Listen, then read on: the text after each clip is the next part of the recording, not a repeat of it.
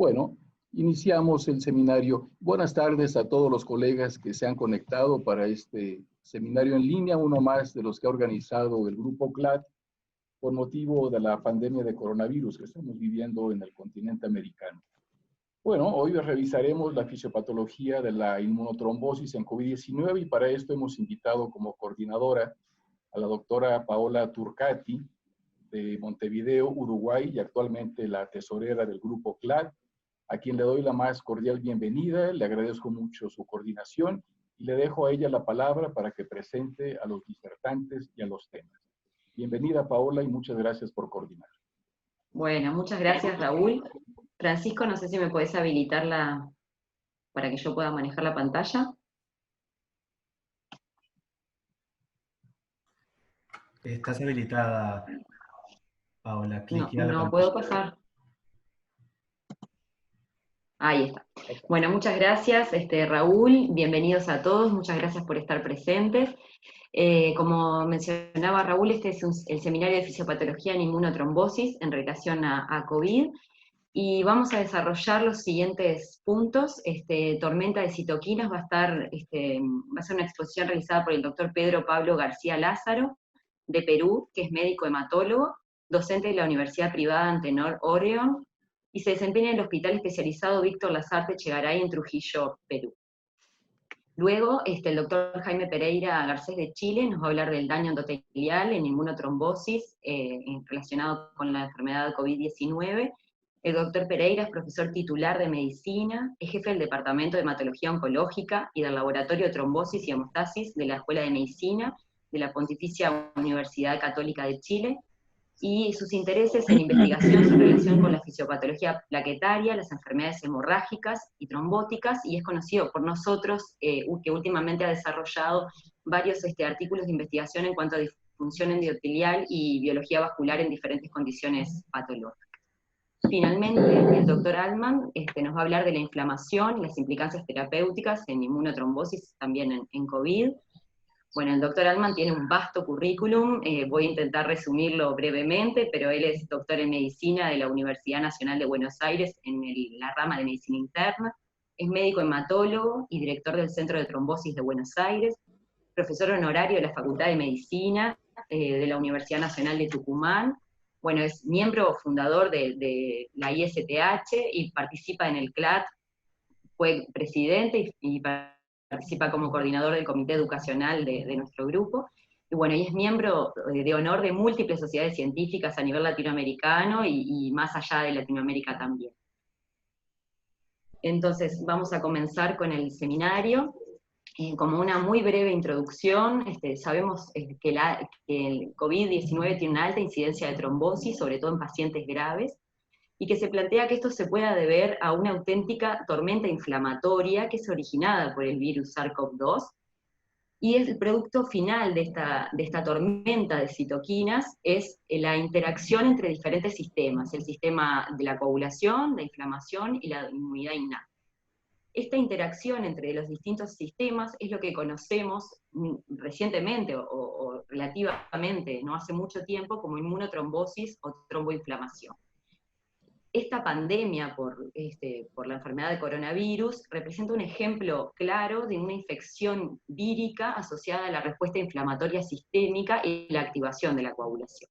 Esto está siendo estudiado muy vastamente por diferentes especialistas, y su importancia, y por lo que también nosotros realizamos este seminario, es que la importancia de la inmunotrombosis no solo para explicar la fisiopatología, sino también para diseñar estrategias terapéuticas para prevenir las complicaciones de la enfermedad, sobre todo las trombosis, pero en general disminuir las complicaciones en general.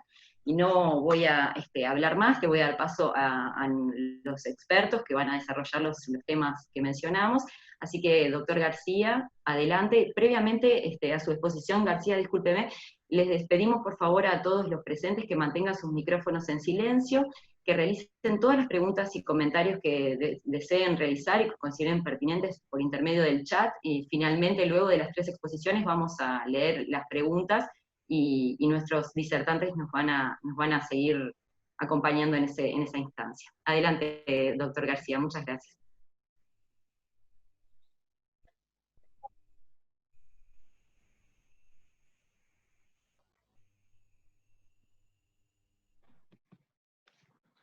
Hola, buenas tardes.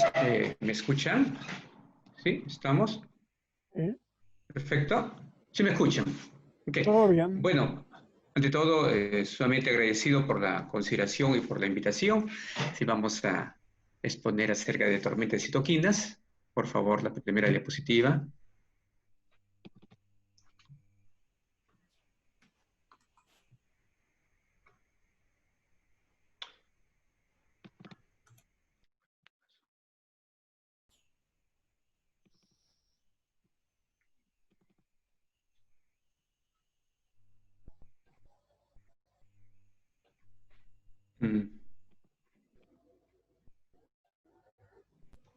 Perdón, un minuto, se me hizo pequeño aquí la pantalla.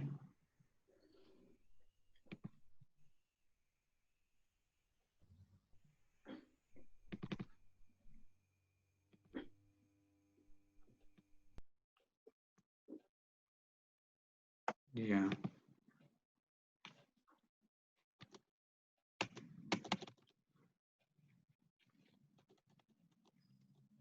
Uy, ahora sí estamos. A ver. Sí, Perdón. muy bien. Francisco, ¿me ayudas, por favor? La primera.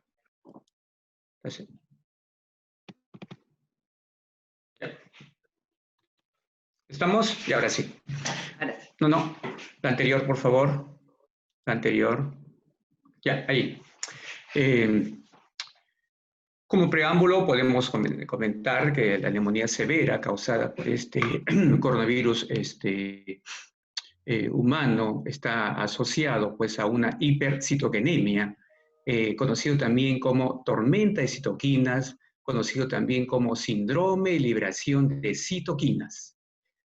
¿Cómo se define ello? A pesar que la patogenia de este síndrome, de esta tormenta, no está todavía muy dilucidada, sin embargo, hay cosas que sí se tienen un poquito claras, y es que vendría a ser una sobreproducción pues no controlada de citoquinas inflamatorias que contribuyen a una injuria pulmonar aguda, a un síndrome de distrés respiratorio agudo, a una falla orgánica múltiple y por ende a la muerte de los pacientes.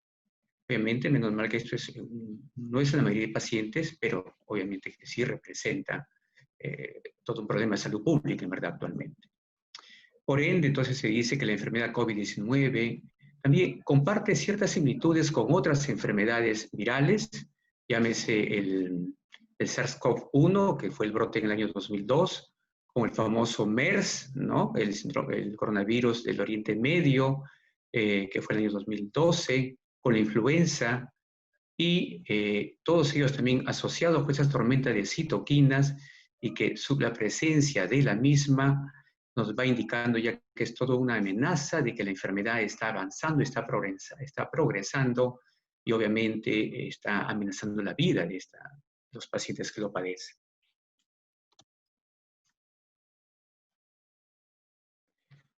Muy bien, este gráfico tomado de un artículo de una revista colombiana de gastroenterología, donde expone aquí la doctora Viviana Parra Izquierdo, sobre la respuesta del huésped frente a una infección viral. Fíjense, acá hay dos posiciones o dos puntos, ¿no? Frente a una infección controlada y una infección letal no controlada.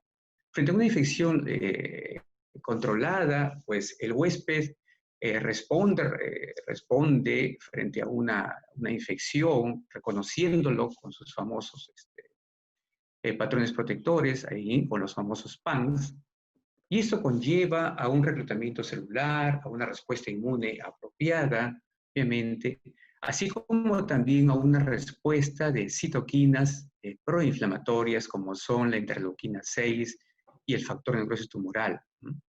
Obviamente, con esta respuesta, con este reclutamiento celular, esto conlleva a una eliminación del patógeno y por tanto la infección, el regreso a la homeostasis y por ende a una supervivencia del huésped. Muy bien, esto es lo que se postula frente a lo que es una infección controlada. Pero, ¿qué está sucediendo en algunos pacientes con SARS-CoV-2? En algunos pacientes, ¿qué ocurre en los casos severos? Lo que ocurre aquí es que hay una evasión del patógeno, hay una respuesta inmune inapropiada y o retardada, se dice aquí. Entonces, esta respuesta inmune inapropiada, retardada, lleva a esta tormenta de citoquinas con aumento de una serie de interleuquinas, como ven ustedes ahí, lo que cual lleva a un daño del tejido predominantemente pulmonar, que obviamente va a haber compromiso de otros órganos, pero hay cierta inclinación por el tejido pulmonar y por ende en muchos casos lleva a la muerte del huésped. Fíjense, entonces son dos posiciones diferentes, como en un caso se logra controlar la infección y en el otro no se logra controlar la infección. Entonces, ¿qué podemos decir una vez más de la tormenta de citoquinas? Es una condición inmune en verdad, potencialmente fatal. Hay una rápida proliferación, una hiperactivación de células T, de macrófagos, y esto asociado a una sobreproducción de más de 150 citoquinas inflamatorias y mediadores químicos liberados por células inmunes no inmunes.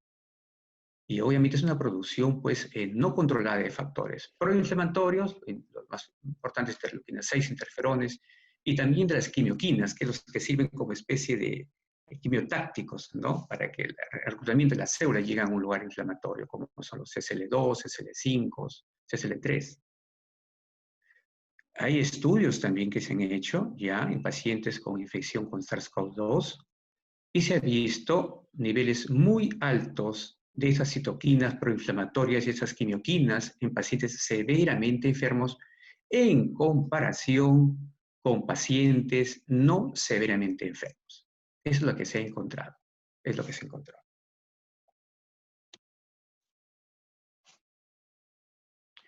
Muy bien. Esta gráfica es tomada también de un artículo en el cual trata de relacionar esta tormenta de citoquinas con las características clínicas que presentan nuestros pacientes. Y ahí vemos, por ejemplo, el interferón gamma puede ser causa de fiebre, deterioro de la función hematopoyética, de coagulación intravascular diseminada, de malestar general del paciente, escalofrío, dolor de cabeza. Igual ocurre también con el factor de necrosis tumoral alfa. Pero aparte de esas molestias generales, podríamos decir, este factor de necrosis tumor alfa también nos puede producir cardiopatías, injuria pulmonar, aumento de la síntesis de las proteínas de fase aguda. De ahí que vemos en los pacientes clínicamente cómo la interleuquina 6, cómo la proteína C reactiva, cómo el dímero D pueden estar aumentados. Otra citoquina también de mucha importancia, porque como ven ustedes, muchas de ellas, tenemos la interleuquina 6.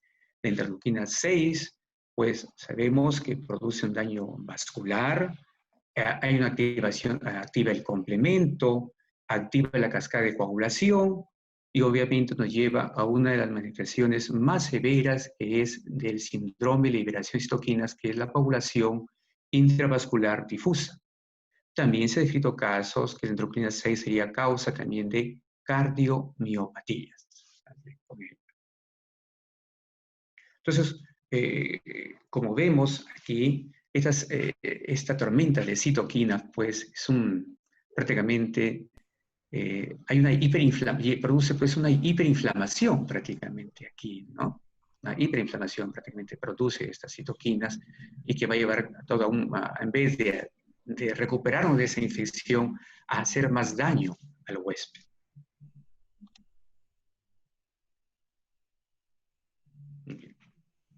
¿Qué es lo que hemos encontrado acerca de citoquinas y trombosis?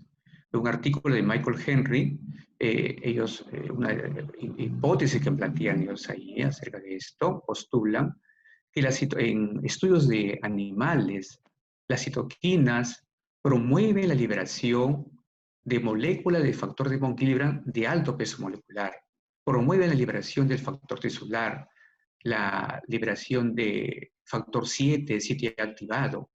Todo ello conlleva a un incremento de generación de trombina, obviamente, asociado a una disminución de anticoagulantes endógenos, como por ejemplo el inhibidor de la vía del factor tisular, la nitrosamina 3, la proteína C activada. Entonces, si lo vemos de esta forma, esto va a conllevar a un estado hipercoagulable, prácticamente a un estado hipercoagulable, dado por un aumento de procoagulantes, una disminución de anticoagulantes endógenos y una depresión de la fibrinolisis. Entonces, es la forma como las citoquinas se van asociando con la trombosis y llevando a esos desenlaces fatales que tenemos en esos pacientes, y la idea pues es de que tomando en cuenta las citoquinas que se activan u otras que se retardan como es uno de ellas, el interferón, se pueda a través de una terapia tipo Target, se pueda detener toda esa tormenta de citoquinas. Muy bien. Muy He bien, terminado, mi estimada Paola, y estamos. Muchas gracias, doctor García. Excelente exposición, muy concisa y clara, y creo que nos va a hacer pensar también en la progresión de este seminario en las siguientes exposiciones. También fue un buen puntapié. Así que muchísimas gracias y esperaremos las preguntas de los participantes. Le damos la palabra al doctor Jaime Pereira. Jaime, ¿estás listo? Ya, sí. ¿Me escuchan? Sí, claro. Ya. ¿Y puedo pasar las diapositivas? Sí. No. A ver. Sí, ya puede hacerlo cliqueando en la pantalla, por favor. Ahí. Ahí sí. ¿Le puedo usar el puntero también? A ver si ¿Se ve el puntero? ¿Sí? No, no lo veo. No, no se ve. No. No, no se ve, Ahí ¿no? sí, ahí sí, Jaime, sí se ve. ¿Se ve? Sí, Sí, ya, perfecto. en el medio está, sí. Ya. Muy bien. Muchísimas gracias por la invitación a este seminario, al grupo CLAT, ¿no es cierto? Y especialmente a la doctora Paola Turcati, que fue quien me contactó y me entusiasmó a participar en este seminario sobre la infección por COVID e inmunotrombosis, ¿ya? Yo vengo de Chile, así que nadie mejor posicionado porque estamos realmente mal en nuestro país con el virus y estamos muy colapsados, con muchos pacientes graves. Les voy a tratar de poner en contexto lo que significa el daño endotelial en general y un poco cómo eso nos puede explicar lo que pasa en la infección por este coronavirus. Como todos ustedes saben, ¿no es cierto? El endotelio normal es la capa que recubre los vasos, que es habitualmente, nosotros actualmente la consideramos como realmente un órgano, y en condiciones normales, un endotelio sano es un endotelio que fundamentalmente es antiinflamatorio, es antiadhesivo y es anticoagulante, o sea, tiene todas las propiedades para mantener la sangre fluida y sin activación de la coagulación ni activación de las plaquetas. Para cumplir con esta función, ¿no es cierto? Y uno entiende bien por qué el endotelio tiene todas estas propiedades. Es bastante llamativo que prácticamente todas las funciones que controlan el sistema hemostático nacen del endotelio. Nacen del endotelio aquellas funciones que controlan la activación de las plaquetas. Desde el endotelio nacen las funciones que controlan la hemostasia secundaria, fundamentalmente a través de la antitrombina y del sistema de la proteína C. Y también el endotelio juega un papel muy importante en la fibrinolisis.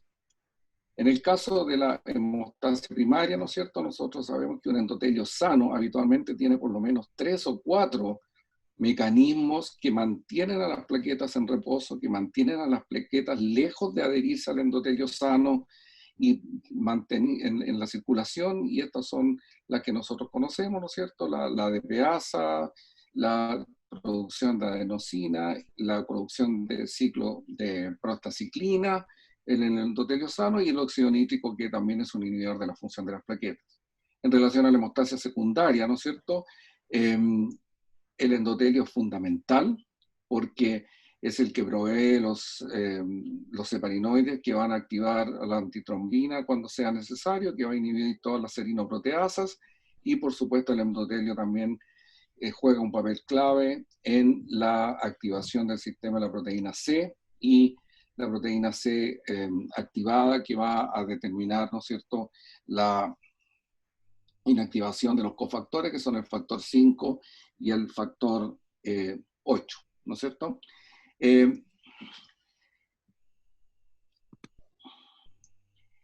La disfunción endotelial, ¿no es cierto? Nosotros la disfunción endotelial la definimos cuando el endotelio deja de tener estas propiedades protectoras y controladoras del sistema hemostático, y la definimos como diferentes formas de actividad normal, que es el resultado de la producción de moléculas mensajeras, alteración en la producción de moléculas mensajeras protectoras y un aumento en mediadores inflamatorios. En realidad, el sello distintivo de la disfunción endotelial es la menor disponibilidad del óxido nítrico debido a un aumento de la inactivación de la producción de óxido nítrico o a una síntesis reducida. A continuación les voy a mostrar una serie de resultados de observaciones que hemos hecho en nuestro laboratorio que no tienen que ver con una infección viral, pero sí para que entiendan lo que pasa cuando una célula endotelial disfunciona, una célula endotelial es dañada, una célula endotelial desactivada. Y eso provoca que hay un cambio en el fenotipo de la célula endotelial que, de ser antiinflamatoria, antiadhesiva y antitrombótica, se transforma en una célula proadhesiva, proinflamatoria y protrombótica.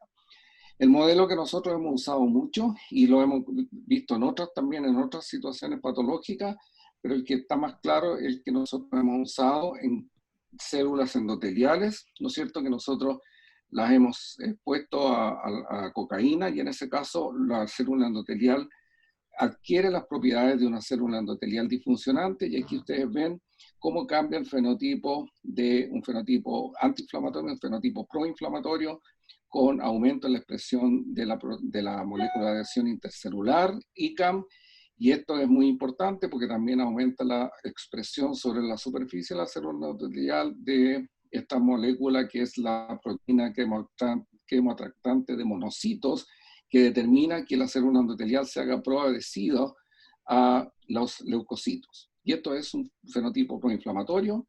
Igualmente, la célula endotelial es capaz de cambiar cuando existe una célula endotelial disfuncionante a un fenotipo proadhesivo, en el cual aquí nosotros observamos, ¿no es cierto?, la célula en reposo, pero cuando esta célula está disfuncionante, tenemos que hay un aumento, las marcas rojas son plaquetas, un aumento importante en la adhesión de las plaquetas, que se puede ver acá abajo, ¿no es cierto?, muy aumento de la adhesión de plaquetas, y esta adhesión de plaquetas a la célula endotelial se observa tanto en reposo como en condiciones, ¿no es cierto?, de flujo, que ustedes pueden ver acá, que en condiciones de flujo hay un aumento muy importante de la adhesión de plaquetas. Por lo tanto, una célula endotelial dañada o activada es muy, muy proadhesiva. Lo otro que también le pasa a una célula endotelial que es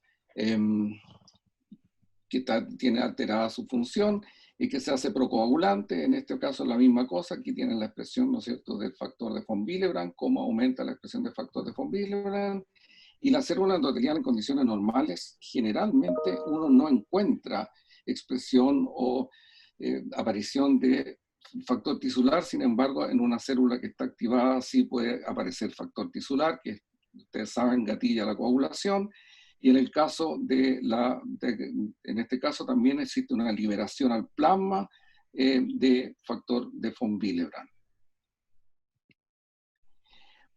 Y lo otro que nosotros también hemos visto en las células endoteliales, que también son capaces de transformar su fenotipo de antitrombótica a una célula procoagulante.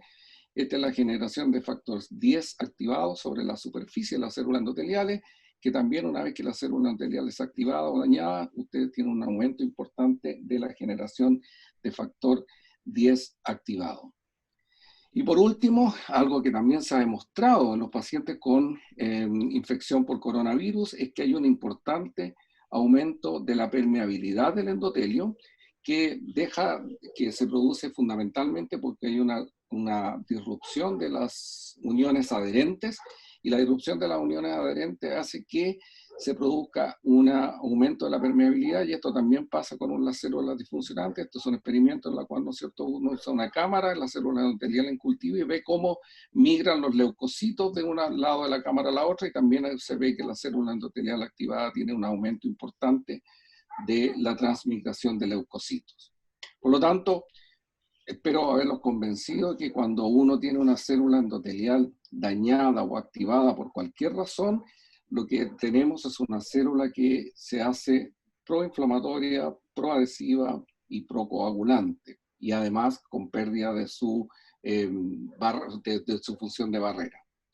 ¿Cómo se traduce esto en la infección por coronavirus? Tendríamos que pensar en este caso, ¿no es cierto?, que el coronavirus fuera capaz de unirse a las células endoteliales, a infectar las células endoteliales o afectarlas de alguna manera.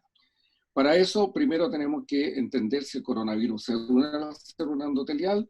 El coronavirus se usa para unirse a las células epiteliales del aparato respiratorio y de todas las células, usa como puerta de entrada, ¿no es cierto?, esto está muy conocido ahora, ¿no es cierto?, el receptor de la enzima convertidora de angiotensina 2.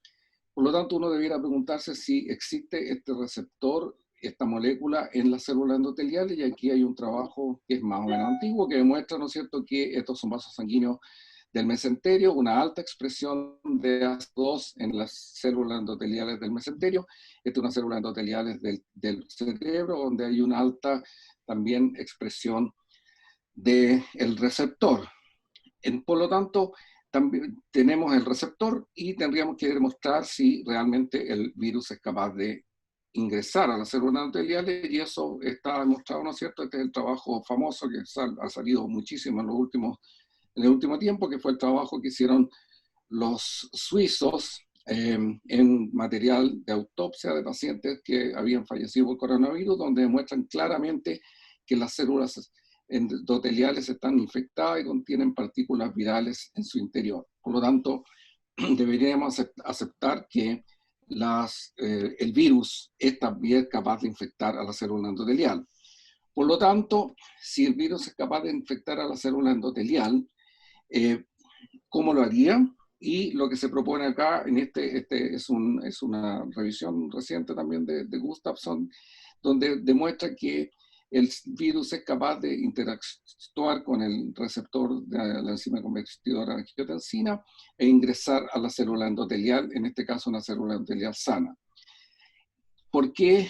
También hemos visto que la enfermedad por este virus es más grave en pacientes diabéticos, pacientes con daño ocular, pacientes hipertensos, porque estos pacientes tienen un aumento en la expresión o en el número de receptores, por lo tanto facilita la entrada del virus y el efecto es aún mayor. Aquí no se nota muy bien, pero las flechitas, ¿no es cierto?, significa que hay una mayor disminución de la actividad de la enzima, que hay un aumento en la producción de angiotensina 2 y una disminución en la producción de angiotensina 1,7, que contrarresta el efecto de la angiotensina. Si yo quisiera un poco resumir, de acuerdo a las observaciones que nosotros hemos hecho sobre la disfunción del endotelio, más las observaciones de que el coronavirus es capaz de infectar la célula endotelial, uno puede pensar, ¿no es cierto?, que el coronavirus es capaz de unirse al receptor de angiotensina, de enzima convertidora de angiotensina en la célula endotelial. Esta unión del coronavirus y la entrada a la célula va a provocar que la célula se dañe, se active o incluso entre en apoptosis, y eso se acompaña habitualmente en un aumento de la expresión de ciertos receptores. En este caso, aquí está representada la E-selectina, la P-selectina, que aumenta la expresión de estos receptores. Aparece un aumento en la expresión de factor de von Willebrand de alto peso molecular, que muchas veces se queda anclado sobre la superficie de la célula endotelial, y eso que va a hacer, como les había mostrado en los experimentos nuestros, eso hace que la célula endotelial sea una célula altamente proadhesiva,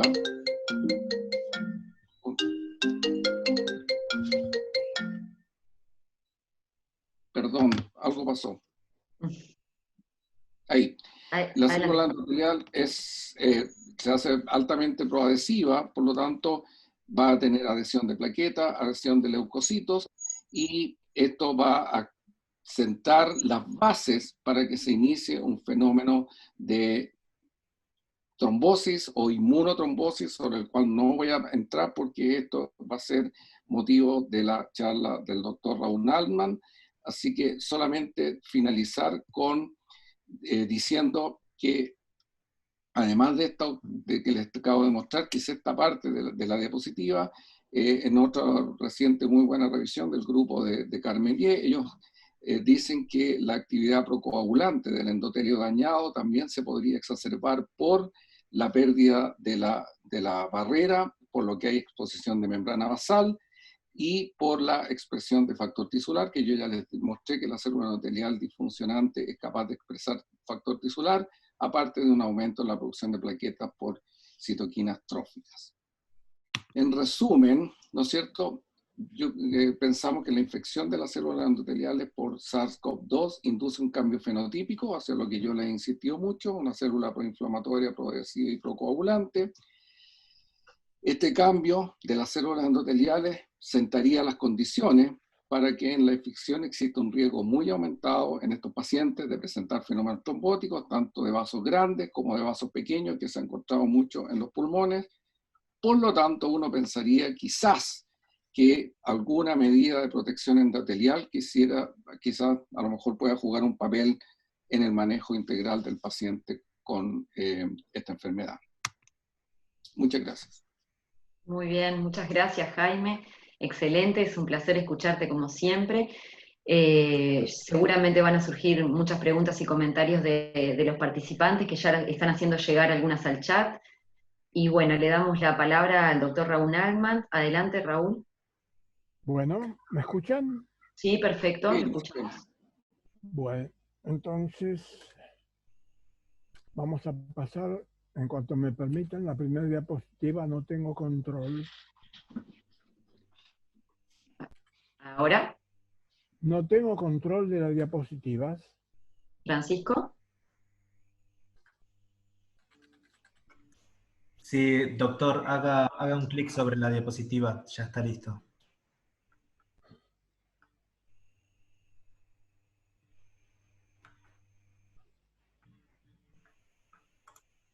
Ahí está. Eso es, bien. Ustedes les llamará atención cuando pongo este diapositivo, pero es la realidad. La trombosis es la falla de la medicina, porque es un proceso al cual no queremos llegar.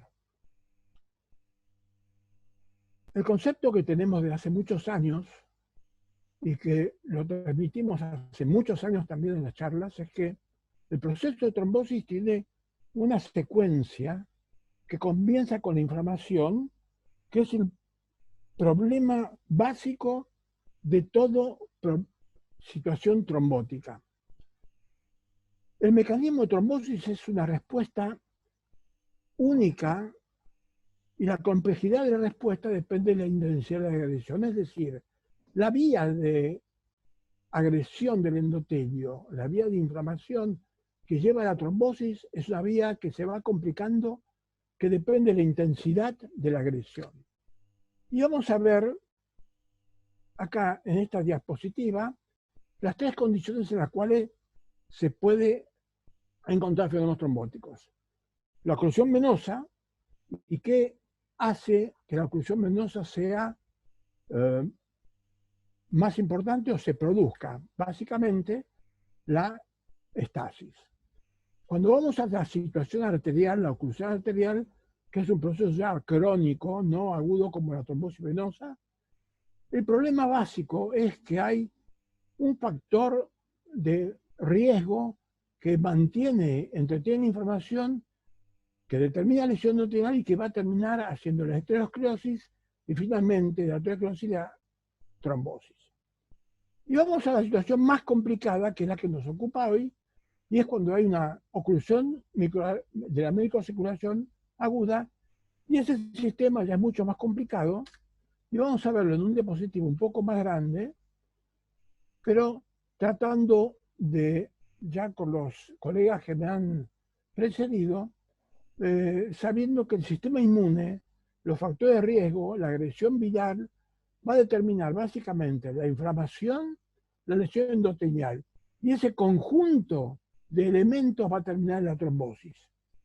Un elemento que Merco Biasi, que vamos a tocar en un minuto, es el factor de von Willebrand, que ya el doctor Pereira ha mostrado claramente cómo aumenta en todos los procesos de lesión endotelial, y la netosis.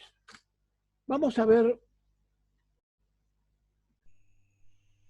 de qué depende la severidad de la respuesta a la agresión inmunoinflamatoria. Veremos primero qué es el tipo de agresión y la localización de la trombosis, en este caso la microcirculación, que va a dar lugar a una falla multiorgánica. Es cierto que hay una predilección en la situación actual virósica en que hay una predilección por el pulmón, pero no significa que el pulmón sea exclusivamente el único afectado, sino que hay, o puede haberlo, una falla multiorgánica. Cuando tenemos el sistema broncoalveolar y se produce una agresión por el COVID-19, la vasoconstricción habitual, porque el COVID se ancla en el receptor de la enzima convertidora de angiotensina como puerta de entrada al sistema broncoalveolar.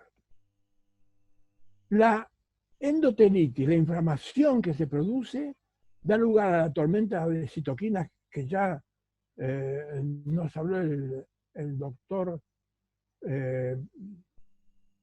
Pedro en la primera charla.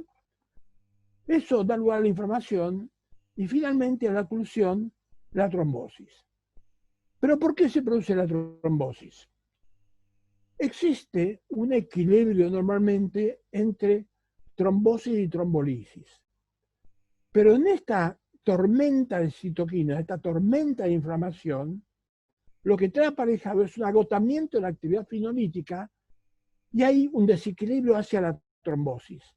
La trombosis no tiene agotamiento en el organismo, pero la actividad fibrinolítica sí la tiene.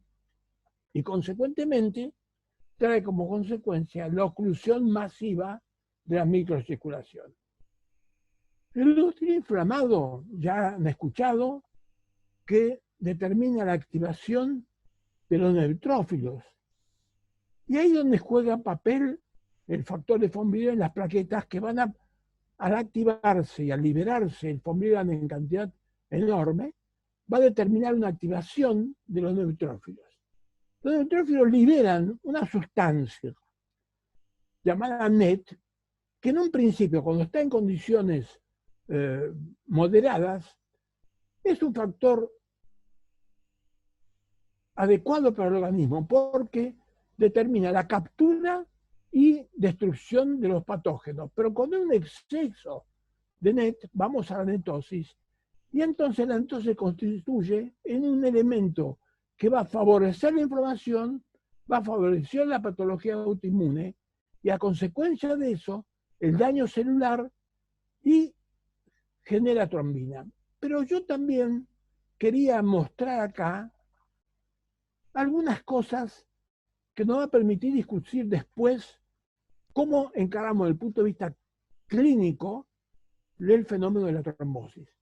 Cada uno de estos elementos va a poder ser estudiado a través del laboratorio por el dímero D cuando hay generación de trombina y formación de trombo, la proteína C ultrasensible a través va a ser mostrador de inflamación, el factor de von Willebrand que nos va a hablar de lesión endotelial y la interleuquina 6 que nos está hablando del aumento de la tormenta de citoquinas.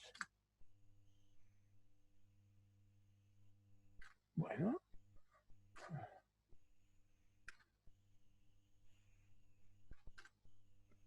Bueno.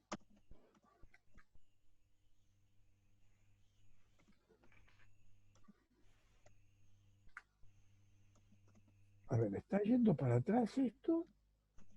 Perdón. No.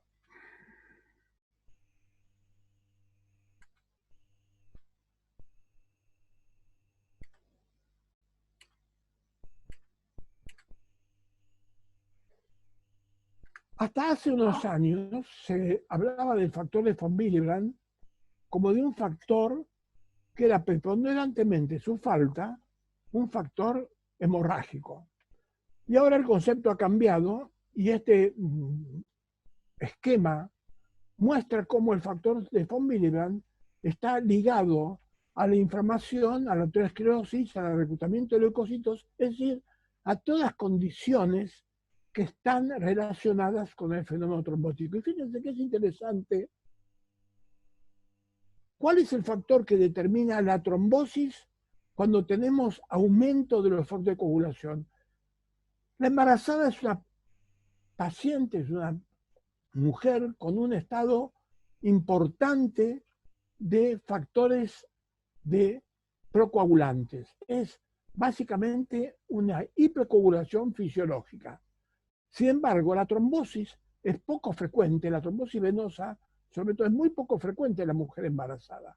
¿Y por qué? Porque falta el condimento específico de la alteración vascular. Prácticamente sin alteración vascular, sin que tengamos inflamación, no podemos tener trombosis.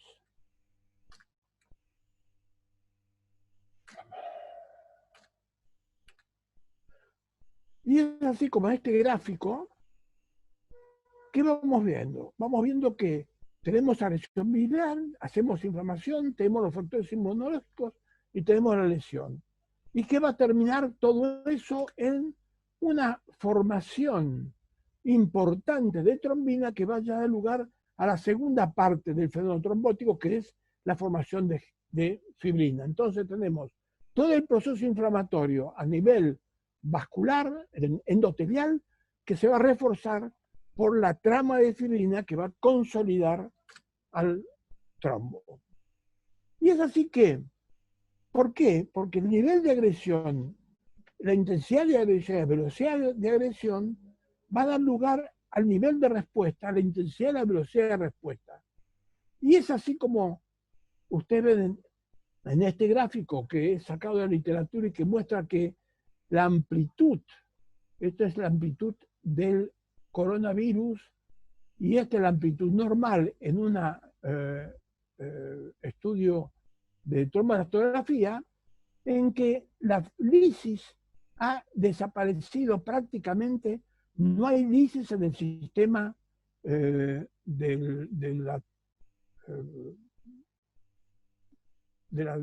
sistema de investigación.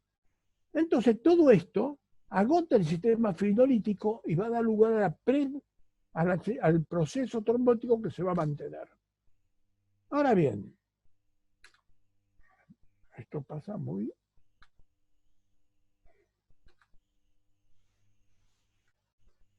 Bueno, Francisco, esto lo está pasando. Ahí. Ahí está. Vamos ahora a ver qué pasa con el resto de los factores, las comorbilidades y la edad del paciente, que son factores de agresión y que determinan empeoramiento o potencial empeoramiento de la situación clínica del paciente. Bueno, necesito asistencia. No puede avanzar las diapositivas. Ahí. Bueno,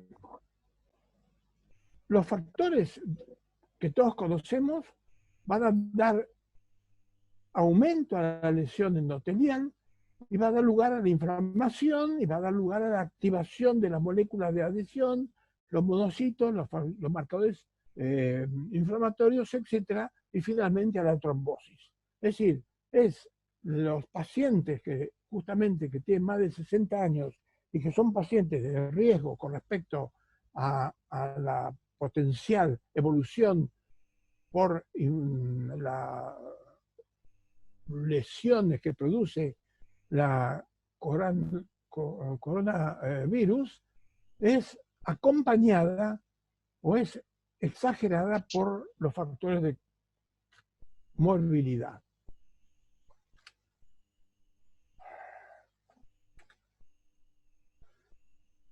¿Y qué pasa con el adulto mayor? En Uruguay lo llaman los veteranos. El adulto mayor está expuesto porque tiene una desregulación inmunológica que produce aumento de las citoquinas, que ya ha hablado el doctor Jaime Pereira. Hay una inflamación crónica estéril que se ha dado a llamar últimamente el inflammaging, que está constituido por la presencia de inflamosomas y la activación de leucocitos, células endoteliales, etc. Las condiciones de la microbiota intestinal es otro, al condicionar la disbiosis, es otro factor que va determinando alteraciones en el adulto mayor. Y finalmente, las condiciones hemostáticas con aumento de la actividad plaquetaria y aumento de los dímeros. Todo eso puede ser determinado por marcadores, ya sea por la proteína C reactiva o por el factor de von Willebrand que muestra lesión endotelial. ¿Cuál es el escenario que se presenta en la infección viral para ir a un aspecto práctico, clínico de la situación? Tenemos una reacción inflamatoria, inmunoinflamatoria, que va a dar lugar a tormentas citoquinas, a factores inflamatorios, a la inflamotrombosis. No digo tromboinflamación porque daría la impresión de que la trombosis genera inflamación, de realidad que es la inflamotrombosis, aunque la trombosis también entretenga la inflamación. Hay un compromiso en la microcirculación en esta infección viral agresiva, la lesión endotelial, la oclusión vascular y la inflamotrombótica, que es lo que determina la oclusión vascular. Secundariamente hay un compromiso broncoalveolar que puede ser por infección. Y eso hay que también tomarlo en cuenta cuando estamos pensando en la terapéutica de estos pacientes. Veamos entonces, si me permite la diapositiva. Bueno, lo que quiero mostrarles en 4 gráficos es qué podemos buscar en el paciente. Este es un trabajo recién salido de los chinos, donde muestran que los pacientes sintomáticos y asintomáticos, todos infectados por el COVID-19, son pacientes que se comportan diferente en cuanto a su nivel de citoquina. Ustedes ven acá que tiene un nivel alto de citoquinas, acá un nivel menor, y así prácticamente en todas las citoquinas. Pero no únicamente hay las citoquinas proinflamatorias, porque también hay una activación de las citoquinas antiinflamatorias o que tratan de prevenir la inflamación. Pero evidentemente el equilibrio se da a favor de las proinflamatorias.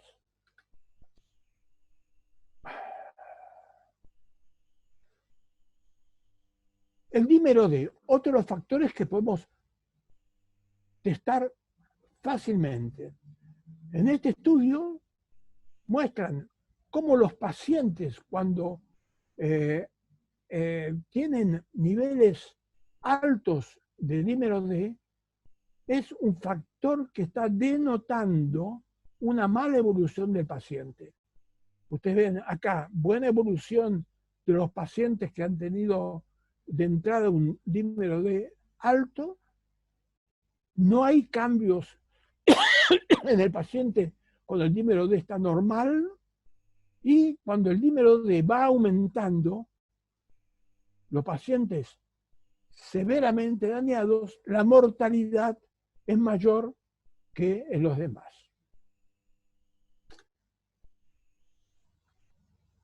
También acá nos está mostrando qué pasa con la interleuquina 6 y qué pasa con la proteína C reactiva.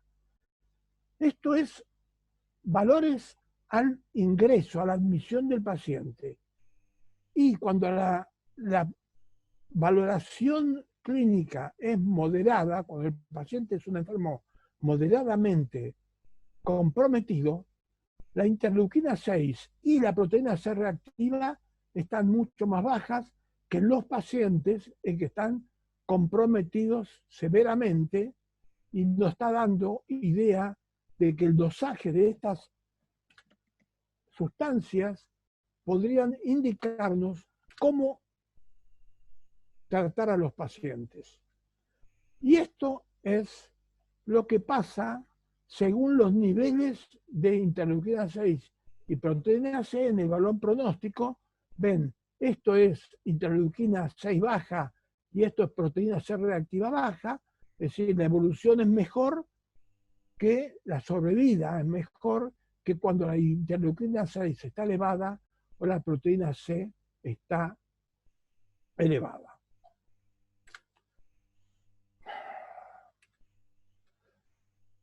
Eso significa que la proteína C reactiva ultrasensible nos está dando indicación de inflamación. El factor de von Willebrand, lesión endotelial, y el dímero D de fenómenos trombóticos. Entonces lo que tenemos que hacer terapéuticamente es estar valorando Francisco, ahí, valorando estos fenómenos. ¿Por qué? ¿Cuál es la tendencia? ¿Qué lo queremos? ¿Cuál es el objetivo de la terapéutica? Es lograr la quietud endotelial. Queremos que el endotelio deje de estar inflamado, básicamente, y que se comporte procoagulante. La enfermedad es una enfermedad multiorgánica, agresiva, por lo cual el tratamiento debe ser también polifacético y temprano, para poder ir actuando sobre los primeros elementos que están agrediendo al endotelio. Bueno. Una de las drogas que se ha empleado es la hidroxicloroquina. Voy a decirles que, a pesar de todos los estudios que se han hecho a favor y en contra, todavía creo que la hidroxicloroquina es una droga que tenemos que tener presente, porque tiene muchas actividades que son interesantes desde el punto de vista de la prevención de la inflamación y de la liberación de citoquinas. Además de su efecto viral que se ha probado específicamente más in vitro que in vivo.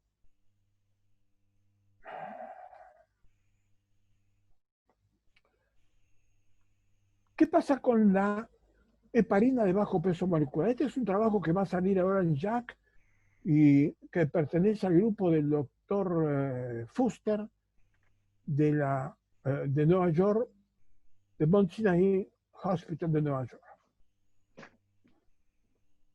Los pacientes anticoagulados los pacientes con diagnóstico viral positivo, unos fueron anticoagulados y otros no anticoagulados, globalmente. Y ustedes ven que los pacientes globales, la mortalidad entre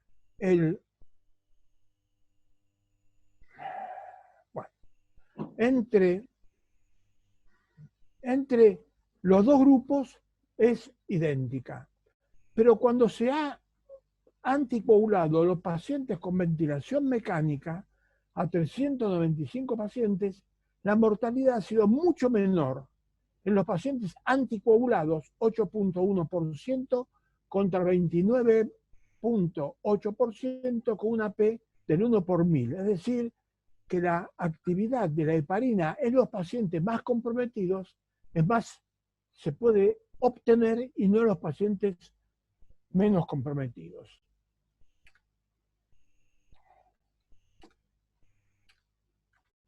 Bueno, esto es lo que tenía que ver. Ahora bien, quería discutir un poco con ustedes cuál es la dosis de la heparina. Habitualmente se usa 40 miligramos en la dosis de prevención y que encontramos que cuando hacemos el dosaje de medida por antivirus activado, a las 12 horas no tenemos heparina circulando. Por lo cual, preguntamos cuál es la acción antitrombótica en esas 12 horas. de la heparina cuando no está circulando. Es una respuesta que todavía nadie me ha podido dar. Tenemos idea por lo cual puede pasar, pero no tenemos una contestación definitiva. ¿Y qué más tenemos potencialmente? Una cantidad de posibilidades, un antiviral que todavía no tenemos, los resultados son inciertos, un antiviral que aparentemente va a inhibir la replicación del virus que está en estudio y parece muy interesante, antiinflamatorios no esteroides que no debe usarse, la aspirina no hay estudios pero puede producir sangrado en el paciente, los corticosteroides en un principio, ahora vamos a ver, que han sido prohibidos, pueden ser perjudiciales, la colchicina, que hay 2 estudios que han salido ahora mostrando cierto efecto positivo, y hay un estudio en marcha acá en Argentina por el doctor Cabral, y la transfusión de plasma de pacientes recuperados. Eso es un problema que no está resuelto porque el IgG, es decir, los anticuerpos en los pacientes recuperados desaparecen entre 2 y 3 meses, lo cual plantea, por un lado, eventualmente la necesidad de dosar los anticuerpos y tomar los pacientes que recién se han recuperado. Y por otro lado, plantea la pregunta de cuánto tiempo van a ser inmunizados cuando tengamos la vacuna. Finalmente, está la deltisona. El estudio de Recovery que hizo en Oxford ha mostrado lo que mostró prácticamente lo que sucedió con la heparina, que los pacientes poco comprometidos no tenían efecto, pero los pacientes muy comprometidos que estaban en oxigenoterapia o en terapéutica con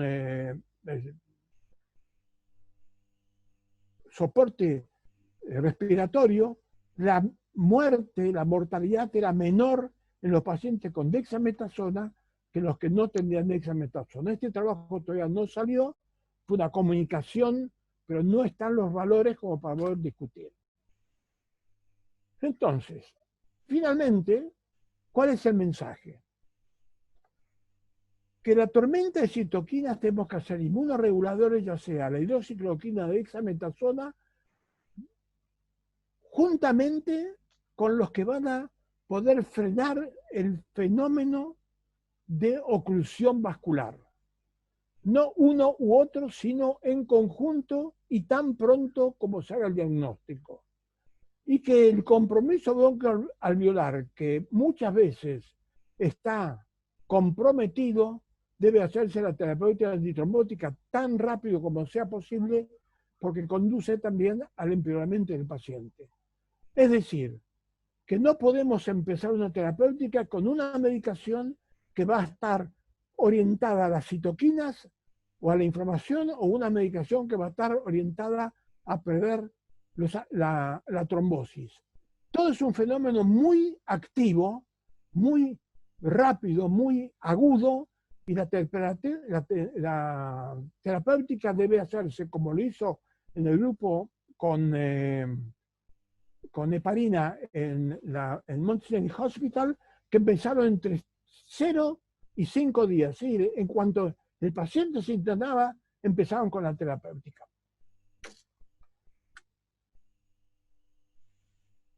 Y que para hacer eso, ¿qué deberíamos hacer? Se interna el paciente y le hacemos un marcador de inflamación, un marcador de lesión endotelial y un marcador de trombosis, y ver en qué nivel está. Si esos niveles son altos, la terapéutica debe ser inmediata. Si el paciente tiene valores que no suponen estar en estado muy comprometido, hay que hacer una nueva determinación a las 12 o 24 horas o 48 horas para ver la evolución. Y si la evolución está diciendo de que ese paciente está hacia un compromiso mayor, empezar con la terapéutica inmediatamente. Y esto lo pongo porque las ideas nuevas, aunque fallen, deben aceptarse y deben probarse, porque es la única forma de ir adelante en la ciencia. Muchas gracias a todos ustedes y gracias por la invitación. Y lamento que me haya pasado tanto tiempo, pero la mitad fue por problema de la diapositiva. Muchas gracias. Muchas gracias, doctor Altman. Excelente exposición. Ha surgido un montón de preguntas en el chat para los tres expositores. Les quiero agradecer a los tres por la participación. Me tocó coordinar un seminario muy fácil gracias a ustedes, porque la verdad que tuvieron a disposición desde el momento cero y con mucha anticipación mandaron las presentaciones, y no quería dejar de agradecerles que me facilitaron mucho la tarea de coordinación, y bueno, fueron excelentes las tres exposiciones. Hay muchas preguntas en el chat. Recordarles que esta presentación se va a subir a partir de mañana al canal de YouTube, donde pueden acceder para consultarla y compartirla. Hay una pregunta de Dedímeros que invitamos a esa persona a que revise el seminario de Dedímeros, donde va a poder encontrar la respuesta a su pregunta. Después, no sé si está el doctor García por allí, que no lo veo. ¿Está el doctor García? ¿Pedro? Hola, ahí estamos. Ya aprendí el micrófono. Muy bien, hay una pregunta que está dirigida hacia ti, pero quien la quiera responder, preguntan como el interferón el interferón gamma como la citoquina que produce más daño. ¿Qué opina al respecto de eso? ¿Y cuál sería el momento ideal para dosificar las interleuquinas? Muy bien. Ante la primera pregunta, podríamos comentar que, en verdad, es una tormenta, ¿no? Todas las citoquinas son importantes en esta patología, en verdad. No creo que solamente sea una, es toda. Y como decía el doctor Altman, unas tienen una acción pro-inflamatoria, otras antiinflamatorias, ¿no? Las proinflamatorias están, como dicen ahí, el interferón alfa, gamma, el factor nervioso tumoral, interleuquina 6, y antiinflamatoria está, por ejemplo, de la interleuquina 10, ¿no? Por ejemplo, la interleuquina 10 no se ha encontrado en pacientes con síndrome respiratorio agudos, ¿no? Como antiinflamatorio, no se ha encontrado eso ahí. Pero como proinflamatorio, interleuquina 6, el factor nervioso tumoral y los interferones, sí. Pero quisiera contar lo siguiente. En cuanto a interferones, tenemos el alfa y el beta. Se habla también de que este virus retarda la activación de este interferón alfa y beta, ¿no? Lo retarda como que especie y una forma de bloqueo, lo que lleva a que la depuración viral sea mucho menor, y por lo tanto la replicación viral se incremente, las citoquinas también se incrementen, aunque las quimoquinas también llevan a eso, pero basado en un retardo de la activación del interferón alfa y beta. El otro decía, ¿en qué momento hacer dosaje de interleuquina 6? Bueno, los estudios que nos han referido a nivel mundial, vemos cómo en pacientes sumamente graves la interleuquina 6 está sumamente elevada, ¿no? Sumamente elevada. Entonces, bueno, en mi país, por ejemplo, interleuquina 6 yo no tengo disponible, ¿no? Pero me sería más factible un dímero D, una proteína C reactiva, ¿no? Eso sí, yo creo que nos puede ayudar. Creo que hasta el costo sería mucho menor, y deberíamos ya, por recomendación quizás, podríamos, a lo mejor opinión de ustedes, ya todo paciente que tiene una infección, que tiene ciertos síntomas que sean leves, debería tener su basal, y eso irlo monitorizando en el tiempo, cómo va. Si se va incrementando, yo creo que nos va a indicar de que la enfermedad se va a agravar, y por lo tanto ya será motivo de poner ahí el stock frente a una terapia, ¿no? Que podamos iniciar prontamente. Muy bien, muchas gracias por la respuesta, doctor García. Otra pregunta que está dirigida al doctor Pereira. Jaime, no sé si querés habilitar tu micrófono. Preguntan con respecto a la activación de las células endoteliales, que eso tendría un efecto en la fibrinólisis, y qué opinas con respecto a la acumulación de fibrina que se produce en el espacio alveolar.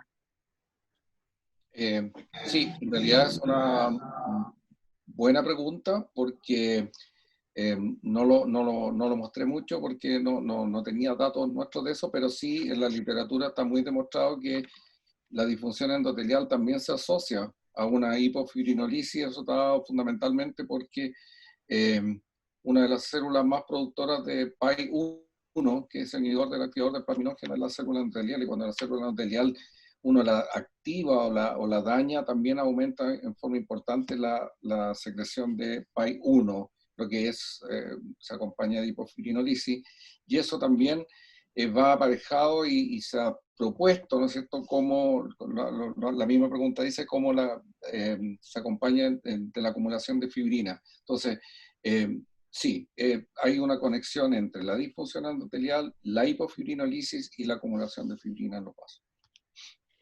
Bien, muchas gracias, Jaime. Y relacionado a esa pregunta, también nos preguntan qué opinan con respecto a la utilidad de la trombolisis capilar. No sé si el doctor Altman quisiera opinar con respecto a eso y si hay alguna diferencia entre la activación de la coagulación en el espacio alveolar y en la microvasculatura. Doctor Altman, ¿está silenciado su micrófono? No lo estamos escuchando. ¿Sí? Ahora sí.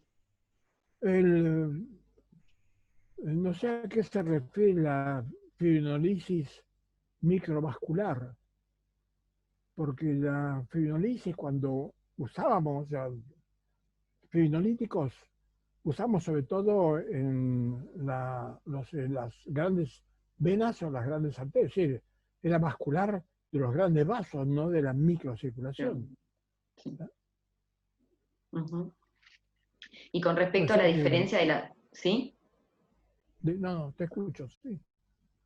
No, que consultaban también si piensan que hay una diferencia en la activación de la coagulación en estos dos espacios, en el espacio alveolar y en la microvasculatura, porque como la manifestación es diferente, entonces si piensan que haya una diferencia en la activación de la coagulación en estos dos espacios.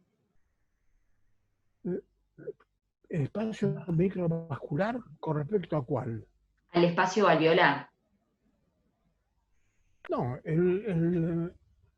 el alveolar y el microvascular son espacios semejantes. El alveolar es un espacio microvascular, así que no hay por qué va a tener diferencia. La activación del endotelio es justamente el gran problema que tenemos en el coronavirus, ¿no? Y en todos los virus en general, sobre todo cuando hay una localización a nivel pulmonar. Pero es una preferencia que tiene a nivel pulmonar, pero es todo un espacio microvascular que se está afectando a nivel de todo el organismo en cuanto lo dejen seguir adelante. Y de ahí que los pacientes pueden morirse por insuficiencia renal o inclusive con complicaciones cardiovasculares. Muy bien, muchas gracias. Hay una pregunta con respecto al tratamiento muy interesante y es la opinión con respecto a la utilización de los anticoagulantes orales directos, por un lado, y por otro lado, con respecto a la duración de la anticoagulación luego de recuperado, o de la tromboprofilaxis luego de recuperado el paciente. Bueno, el problema de los nuevos anticoagulantes directos es un problema que está discutido. No hay ningún dato que yo conozca que se haya utilizado en los pacientes en la primera fase de infección, es decir, cuando se hace el diagnóstico.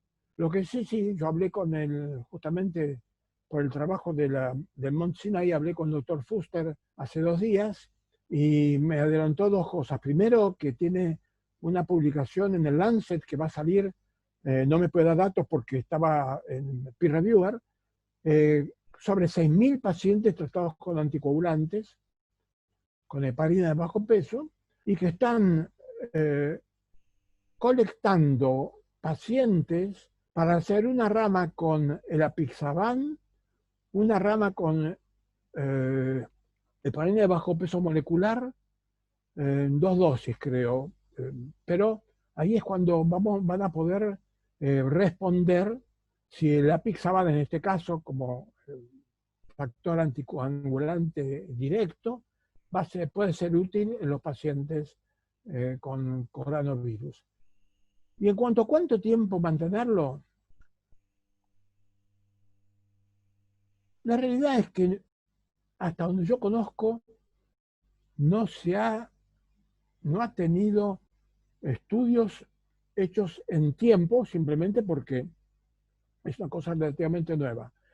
Pero cuando el paciente se ha recuperado y tiene el negativo su control epidemiológico, digamos así, no significa que su endotelio esté ya en reposo, por lo cual la terapéutica debe mantenerse en forma prolongada. Yo diría que tomando en otra patología no debe ser menos de 2 a 3 meses para estar seguros de que el endotelio ha entrado en calma.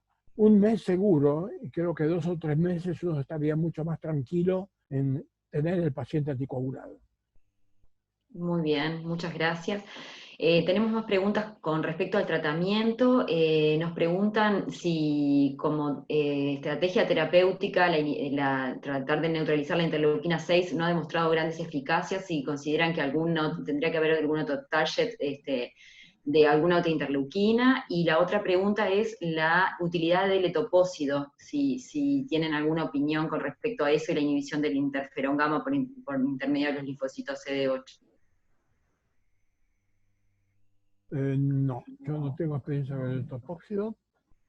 Y no sé si los otros colegas pueden contestar esa pregunta.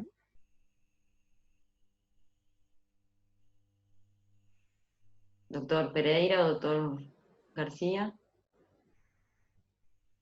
No. Bien, en relación a lo que mencionaba el doctor Altman con la prolongación de la anticoagulación, nos preguntan si sería útil utilizar el dedímero para evaluar la prolongación en la anticoagulación o la tromboprofilaxis. Claro, bueno, yo creo que los marcadores los estamos usando mal, poco. Los marcadores son... Ustedes fíjense que tenemos marcadores que nos están dando precisamente lo que tenemos que conocer. El fombillo en lesión endotelial, la proteína C reactiva a inflamación y el dedímero trombosis. Y justamente me parece razonable lo que es en la pregunta, porque la trombosis no se aprofunda. Uno cuando deja la terapéutica, cuando el dedímero fuera de la terapéutica da negativo. Pero si uno saca la terapéutica y el dedímero da positivo, es un indicio de que hay que seguir con la anticoagulación, nada más de los otros factores que puede ser la flebografía.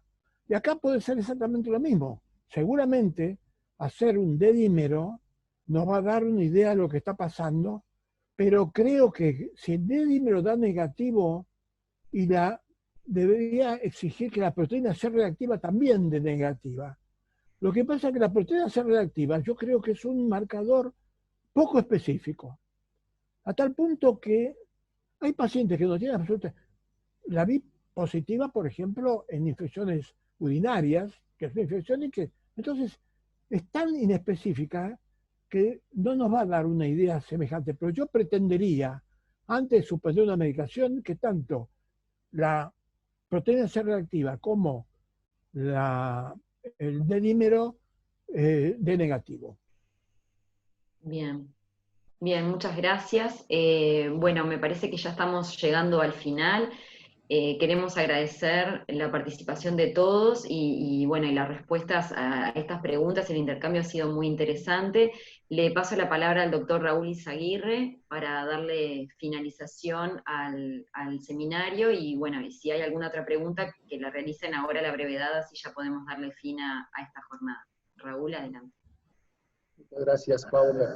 Bueno, muchas gracias a todos por su asistencia. Hemos tenido un extraordinario seminario por miembros destacados del Grupo CLAD. Muchas gracias al doctor Altman por haber aceptado la invitación. Muchas gracias a Jaime Pereira desde Santiago de Chile.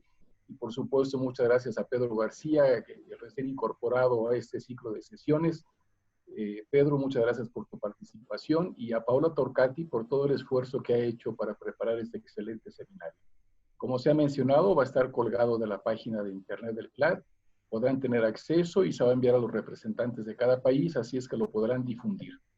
Los esperamos en el siguiente seminario. Esperamos que hagan también mucha promoción entre sus alumnos, sus compañeros de trabajo, sus colegas, bioquímicos profesionales, porque realmente la información es muy valiosa y deseamos que llegue a mucho público de Latinoamérica. Muchas gracias a todos por su asistencia y nos vemos la próxima semana. Muchas gracias. Adiós a todos. Adiós. Hasta luego. Chao, gracias. Adiós.